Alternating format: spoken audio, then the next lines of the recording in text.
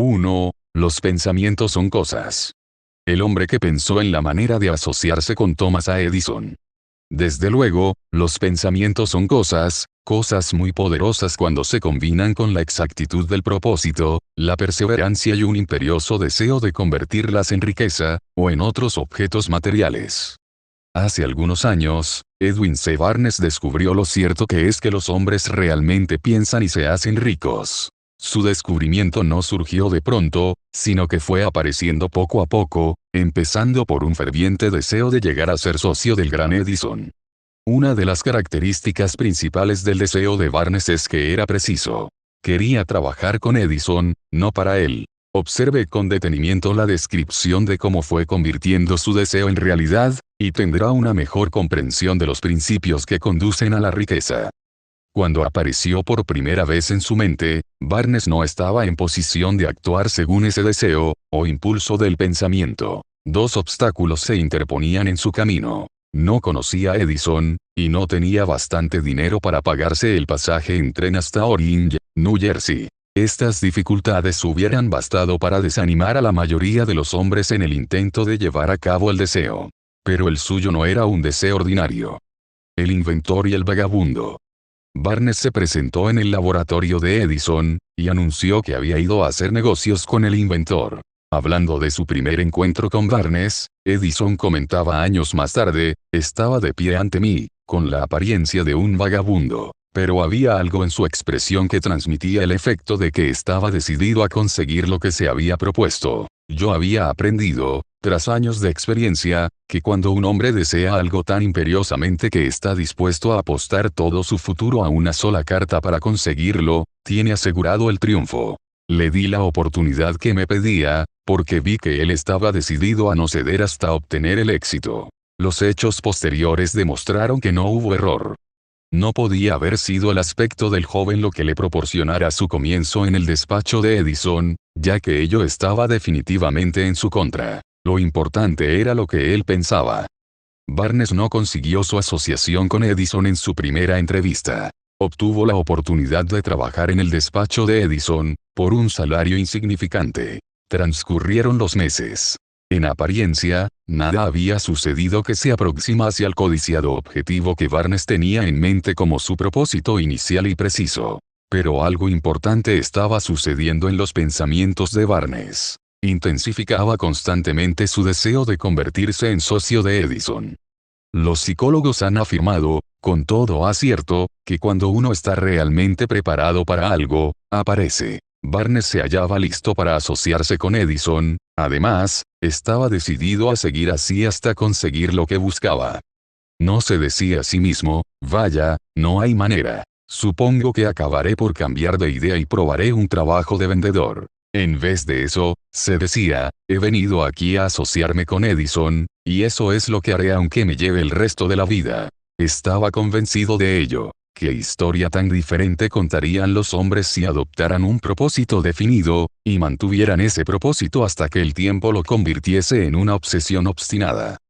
Quizás el joven Barnes no lo supiera en aquel entonces, pero su determinación inconmovible, su perseverancia en mantenerse firme en su único deseo, estaba destinada a acabar con todos los obstáculos, y a darle la oportunidad que buscaba.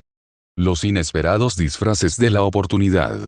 Cuando la oportunidad surgió, apareció con una forma diferente y desde una dirección distinta de las que Barnes había esperado. Ese es uno de los caprichos de la oportunidad. Tiene el curioso hábito de aparecer por la puerta de atrás, y a menudo viene disimulada con la forma del infortunio, o de la frustración temporal.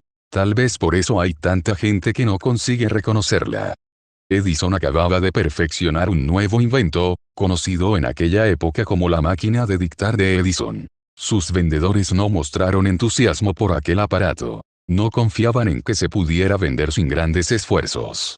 Barnes vio su oportunidad, que había surgido discretamente, oculta en una máquina estrambótica que no interesaba más que a Barnes y al inventor.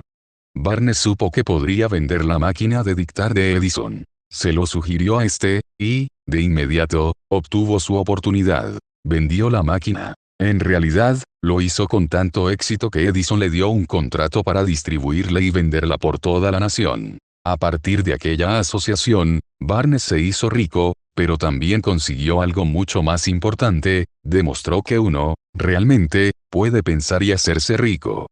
No tengo forma de saber cuánto dinero en efectivo reportó a Barnes su deseo. Tal vez fueran 2 o 3 millones de dólares, pero la cantidad, cualquiera que sea, se torna insignificante cuando se la compara con la posesión que adquirió en forma de conocimiento definido de que un impulso intangible se puede transmutar en ganancias materiales mediante la aplicación de principios conocidos.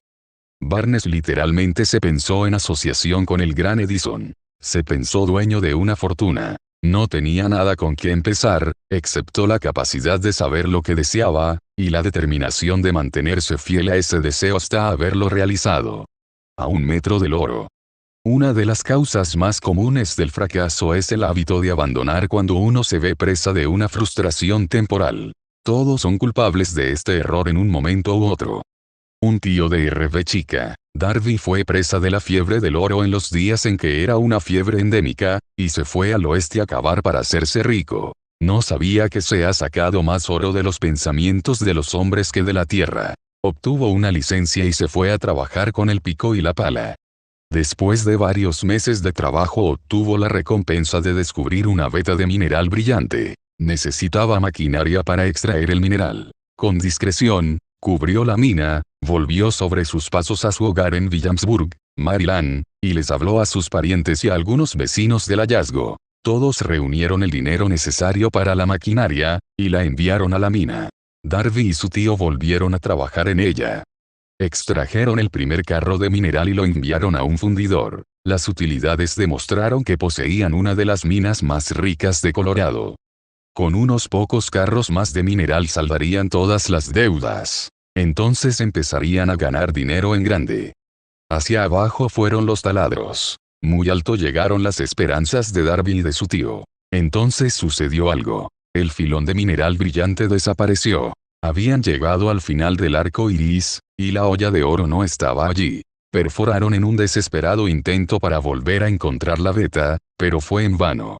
Finalmente, decidieron abandonar.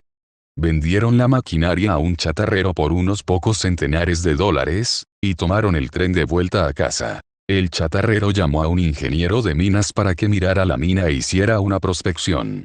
El ingeniero le informó de que el proyecto había fracasado porque los dueños no estaban familiarizados con las vetas falsas. Sus cálculos indicaban que la veta reaparecería a 1 metro de donde los Darby habían dejado de perforar. Allí fue precisamente donde fue encontrada. El chatarrero extrajo millones de dólares en mineral de aquella mina porque supo buscar el asesoramiento de un experto antes de darse por vencido. Nunca me detendré porque me digan no.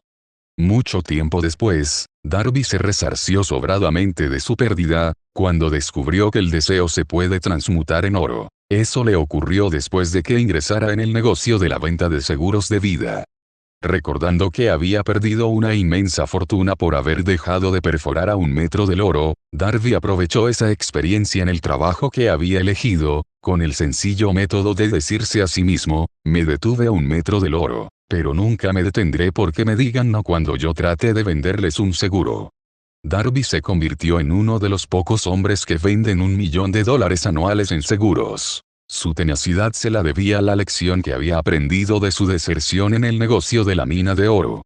Antes de que el éxito aparezca en la vida de cualquier hombre, es seguro que éste se encontrará con muchas frustraciones temporales, y tal vez con algún fracaso. Cuando la frustración se adueña del hombre, lo más fácil y más lógico que puede hacer es abandonar. Eso es lo que la mayoría de los hombres hace. Más de 500 de los hombres más prósperos que han conocido los Estados Unidos le han dicho al autor que sus mayores éxitos surgieron un paso más allá del punto en que la frustración se había apoderado de ellos. El fracaso es un embustero con un mordaz sentido de la ironía y la malicia. Se deleita en hacernos tropezar cuando el éxito está casi a nuestro alcance. Una lección de perseverancia de 50 centavos.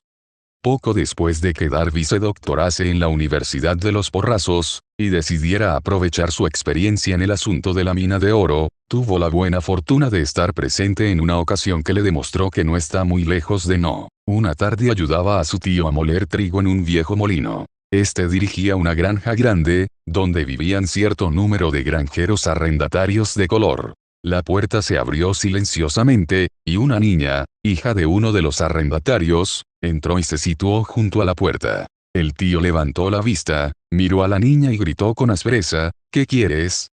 Mi mamá dice que le mande 50 centavos, respondió, humilde, la niña. Ni hablar, replicó el tío, y ahora vete a tu casa. Sí, señor, dijo la niña, pero no se movió.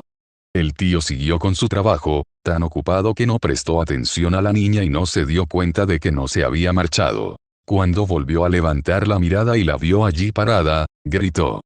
He dicho que te vayas a tu casa. Ahora, márchate o te daré una paliza. Sí, señor, dijo la niña, pero siguió inmóvil. El tío dejó un saco de grano que estaba por echar en la tolva del molino, cogió una duela de barril y empezó a acercarse a la niña con una expresión poco tranquilizadora. Darby contuvo el aliento. Estaba seguro de hallarse a punto de presenciar una paliza. Sabía que su tío tenía un temperamento terrible. Cuando su tío llegó donde estaba la niña, ella dio un rápido paso al frente, le miró a los ojos, y gritó con todas sus fuerzas. Mi mamá necesita esos 50 centavos. El tío se detuvo, la miró unos instantes, y luego dejó lentamente la duela de barril a un lado, se metió la mano en el bolsillo, sacó $medio y se lo dio a la niña. Ella cogió el dinero y se encaminó despacio hacia la puerta, sin quitar los ojos del hombre al que acababa de vencer. Después de que la niña se hubo marchado, el tío se sentó en una caja y permaneció mirando por la ventana durante más de 10 minutos. Estaba reflexionando, sorprendido, sobre la derrota que acababa de sufrir. Darby también se hallaba pensativo. Esa era la primera vez en su vida que había visto a una criatura de color dominar a un blanco adulto. ¿Cómo lo había hecho? ¿Qué le había ocurrido a su tío para que perdiera su ferocidad y se volviera tan dócil como un cordero? ¿Qué extraño poder había empleado esa niña para hacerse dueña de la situación? Estas y otras preguntas similares destellaban en la mente de Darby, pero no halló las respuestas hasta muchos años después, cuando me relató la historia.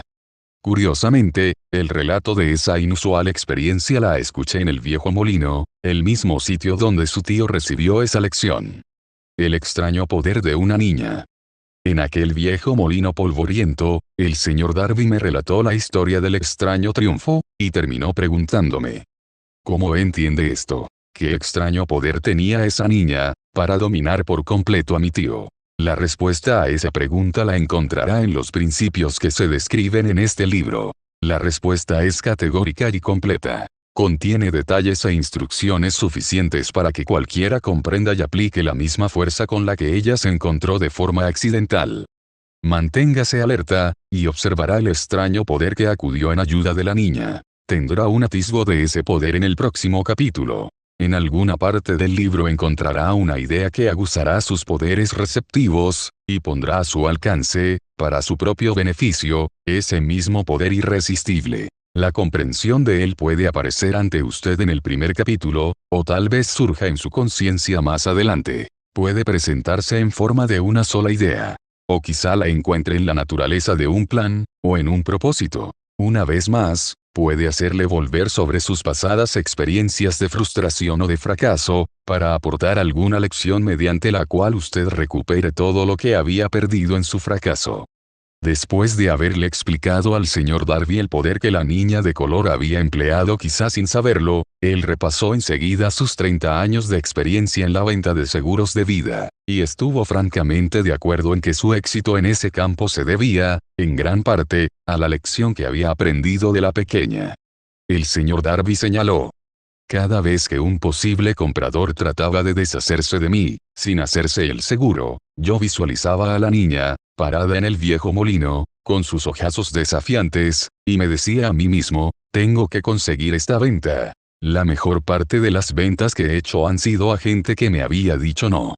El señor Darby también recordó su error al haberse detenido a 1 metro escaso del oro. Pero esa experiencia fue una bendición encubierta. Me enseñó a seguir insistiendo sin que importasen las dificultades, y fue una lección que necesité aprender antes de poder tener éxito en cualquier campo. Esta historia del señor Darby y de su tío, de la niña y de la mina de oro, sin duda la leerán centenares de hombres que se ganan la vida vendiendo seguros de vida, y el autor desea ofrecer a todos ellos la sugerencia de que Darby le debe a esas dos experiencias su capacidad para vender más de $1 millón anuales en seguros de vida.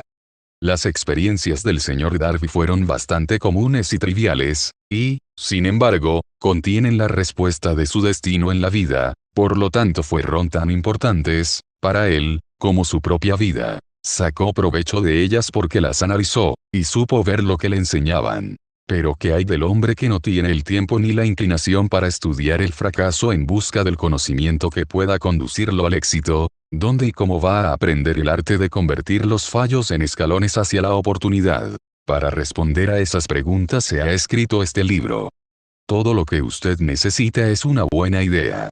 La respuesta se expone en una descripción de 13 principios, pero recuerde, a medida que vaya leyendo, que la respuesta que quizás usted está buscando a las preguntas que le han hecho reflexionar en los misterios de la vida, puede encontrarla en usted mismo, a través de alguna idea, plan o propósito que tal vez surja en su cerebro durante la lectura. Una buena idea es todo lo que se necesita para alcanzar el éxito. Los principios descritos en este libro contienen medios y maneras de crear ideas útiles.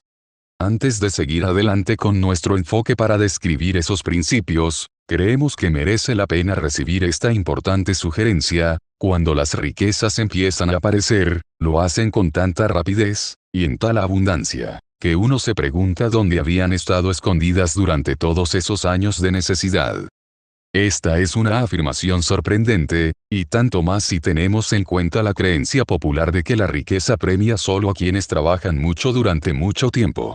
Cuando usted comience a pensar y a hacerse rico, observará que la riqueza empieza a partir de un estado mental, con un propósito definido, con poco trabajo duro, o sin ninguno. Usted, o cualquier otra persona, puede estar interesado en saber cómo adquirir ese estado mental que atraerá la riqueza. He pasado 25 años investigando porque también yo quería saber cómo los ricos llegan a ser ricos. Observe con mucha atención, tan pronto como domine los principios de esta manera de pensar, y empiece a seguir las instrucciones para aplicar esos principios, que su nivel económico empezará a crecer, y que todo lo que usted toque comenzará a transmutarse en haberes de su propio beneficio. Imposible, de ninguna manera. Una de las mayores debilidades de la especie humana es la típica familiaridad del hombre con la palabra imposible. Él conoce todas las reglas que no darán resultado. Sabe todas las cosas que no se pueden hacer. Este libro se escribió para quienes buscan las reglas que han hecho de otras personas de provecho, y están dispuestos a jugárselo todo con esas reglas. El fracaso asola a aquellos que se resignan a él con indiferencia. El objeto de este libro es ayudar a todo el que quiera aprender el arte de cambiar de enfoque, del fracaso al éxito. Otra debilidad que se encuentra en conjunto en demasiadas personas es el hábito de medirlo todo, y a todos, por sus propias impresiones y creencias. Quienes lean esto creerán que jamás podrán pensar y hacerse ricos, porque sus hábitos de pensamiento se han empantanado en la pobreza, el deseo, la miseria, los errores y el fracaso. Estas personas desafortunadas me recuerdan a un chino distinguido, que fue a Estados Unidos a recibir una educación americana. Acudía a la Universidad de Chicago. Un día, el presidente Harper se encontró con ese joven oriental en el campus, se detuvo a charlar con él unos minutos, y le preguntó qué le había impresionado como la característica más notable del pueblo estadounidense. Bueno, replicó el estudiante, la extraña forma de sus ojos. Tienen unos ojos rarísimos. ¿Qué decimos nosotros de los chinos?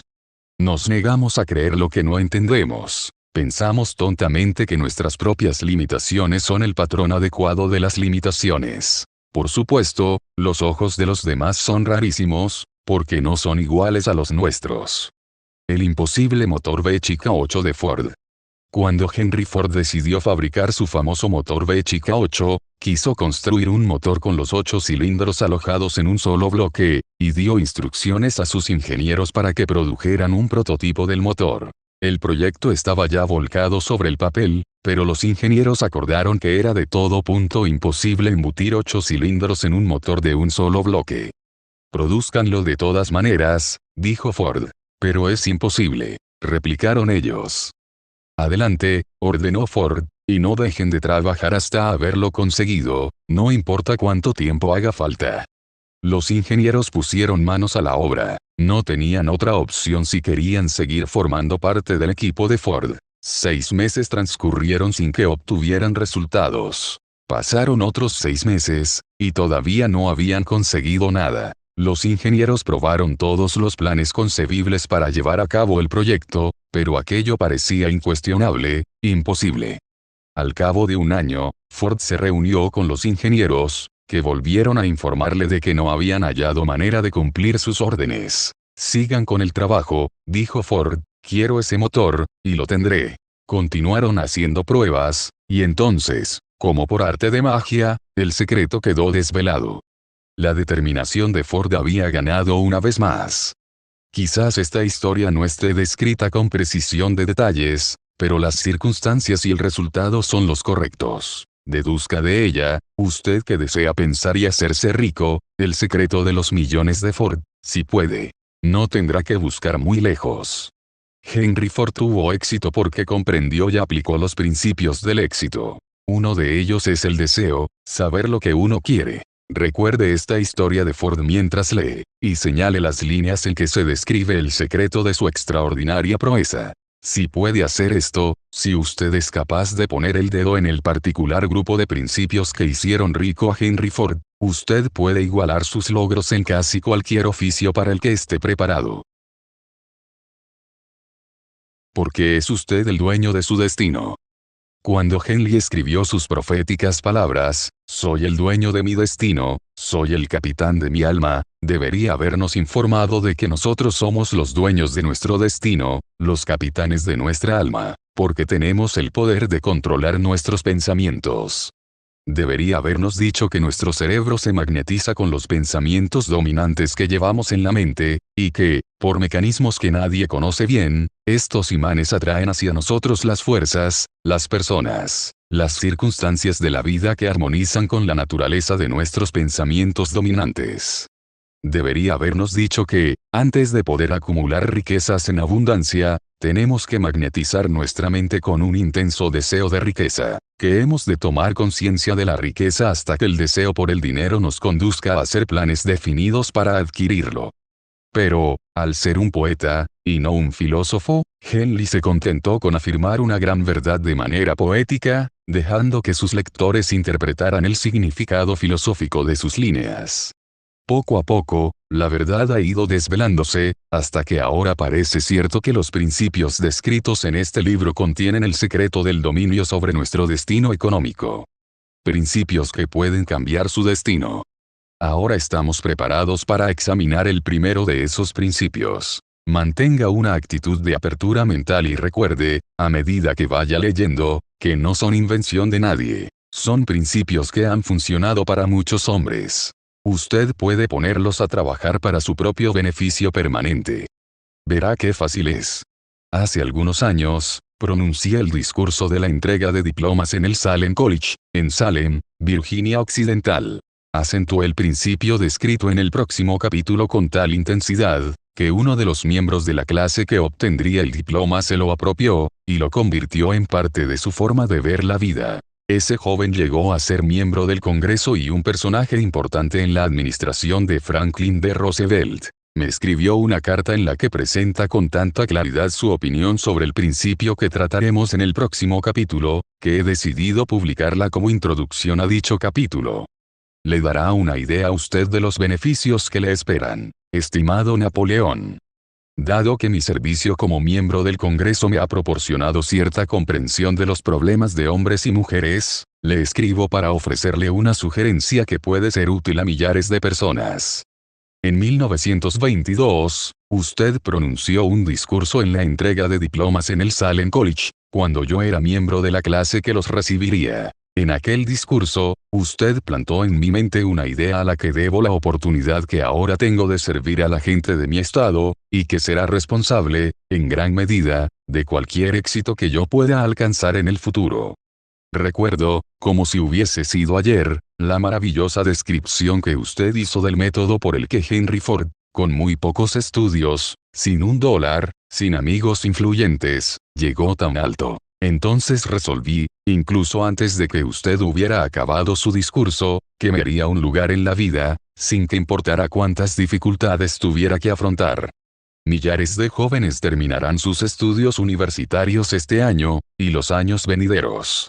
Cada uno de ellos estará buscando un mensaje tan alentador como el que yo recibí de usted. Querrán saber a dónde acudir, qué hacer, cómo empezar en la vida. Usted puede decírselo, porque ha ayudado a resolver los problemas de mucha gente. En Estados Unidos hay en la actualidad miles de jóvenes que quisieran saber cómo convertir sus ideas en dinero, gente que debe empezar desde abajo, sin dinero, y amortizar sus pérdidas. Si alguien puede ayudarles, es usted. Si publica el libro, me gustaría tener el primer ejemplar que salga de la imprenta, autografiado por usted. Con mis mejores deseos, créame, cordialmente suyo. Jennings Randolph. 35 años después de haber leído aquel discurso, fue un placer para mí regresar al Salem College en 1957 para hacer el discurso de la entrega de diplomas. En aquel entonces recibí el título de doctor honorario de literatura del Salem College. Desde aquella ocasión, en 1922, he visto prosperar a Jennings Randolph hasta llegar a ser ejecutivo de una de las más importantes líneas aéreas de la nación, un orador muy inspirado, y senador de Estados Unidos por Virginia Occidental. No hay limitaciones para la mente, excepto las que aceptamos, la pobreza y la riqueza son vástagos del pensamiento.